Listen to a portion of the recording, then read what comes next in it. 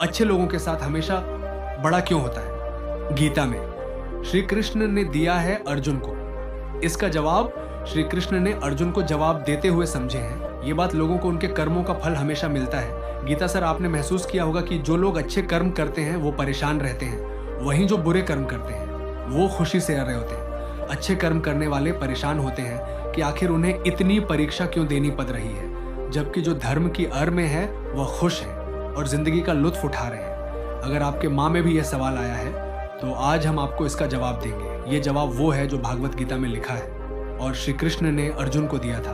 भागवत गीता में वर्णित कथा के अनुसार जब भी अर्जुन के माँ में कोई दुविधा होती थी तो वह श्री कृष्ण के पास पहुंच जाते थे। एक बार की बात है, अर्जुन ने भगवान श्री कृष्ण के समीप आकर कहा कि वो दुविधा में है और इसका जवाब वो श्री कृष्ण से चाहते हैं। श्री कृष्ण ने पूछा कि क्या सवाल है?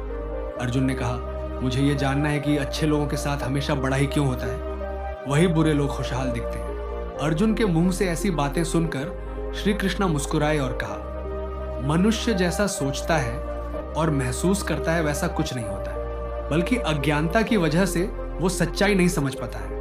अर्जुन उनकी ये बात समझ नहीं पाए। इसके बाद श्री कृष्ण ने क्या कहा वह जानते हैं। श्री कृष्ण ने अर्जुन से कहा, पार्थ, मैं तुम्हें एक कथा सुनता हूं।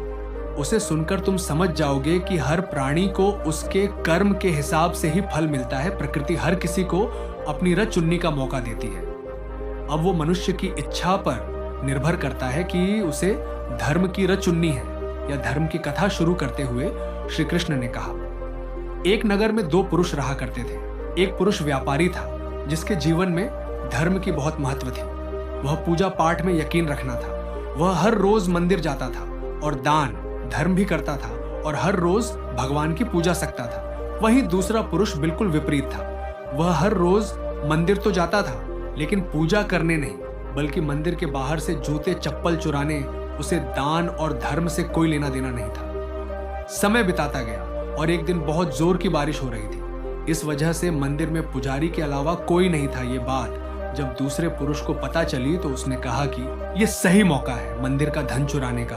पंडित से नजर बचाकर उसने मंदिर का सर धन छुड़ा लिया। इस समय धर्म कर्म में विश्वास रखने वाला व्यक्ति भी मंदिर पहुंचा। दुर्भाग्य से मंदिर के पुजारी ने उसे ही चोर समझ लिया और चिल्लाने लगे। वहां लोग एकत्र हो गए और उसे बहुत मारा। किसी तरह वो बचते बचते वहां से निकाला तो दुर्भाग्य ने उसका साथ वहां भी नहीं छोड़ मंदिर के बाहर वो एक गाड़ी से टकरा गया और घायल हो गया। फिर वो व्यापारी लंगड़ाते हुए घर जाने लगा तो रास्ते में उसकी मुलाकात उसे पुरुष से हुई जिसने मंदिर से धन चुराया था। उसने कहा, आज तो मेरी किस्मत चमक गई। एक साथ इतना सर धन मिल गया। यह सब देखकर उसे बहुत बड़ा लगा और उसने अपने घर से भगवान की साड़ी तस्वीर निकाल दी। कुछ सालों बाद दोनों पुरुषों की मृत्यु हो गई। करने के बाद जब दोनों यमराज की सभा में पहुंचे और भले पुरुष ने दूसरे व्यक्ति को देखा तो उसे बहुत गुस्सा आया। उसने क्रोधित होकर यमराज से पूछ ही लिया, मैं तो हमेशा अच्छे कर्म करता था, दान में विश्वास रखना था, उसके बदले जीवन भर मुझे अपमान और दर्द ही मिला और इस व्यक्ति को नोटों से भारी पतली।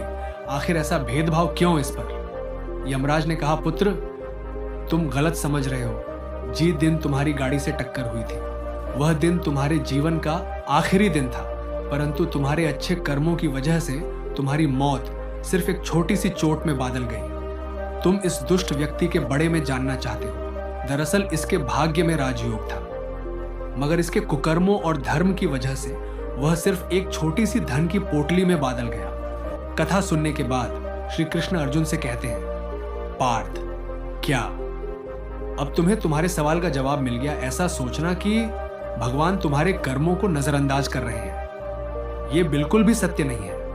भगवान हमें कब क्या किस रूप में दे रहा है मनुष्य को समझ में नहीं आता है, मगर आप अच्छे कर्म करते रहे तो भगवान की कृपा हमेशा बनी रहती है। इसीलिए अपने अच्छे कर्मों को बदलना नहीं चाहिए, क्योंकि उसका फल हमें इसी जीवन में मिलता है। इसीलिए मनुष्य का फर्ज है कि वो हमेशा अच्छे कर्म करते रहे, क्योंकि श्री कृष्ण ने गीता में भी बताया है कि किसी के द्वारा किया गया कर्म बेकार नहीं जाता है, चाहे वो अच्छा हो या बड़ा। संगीत।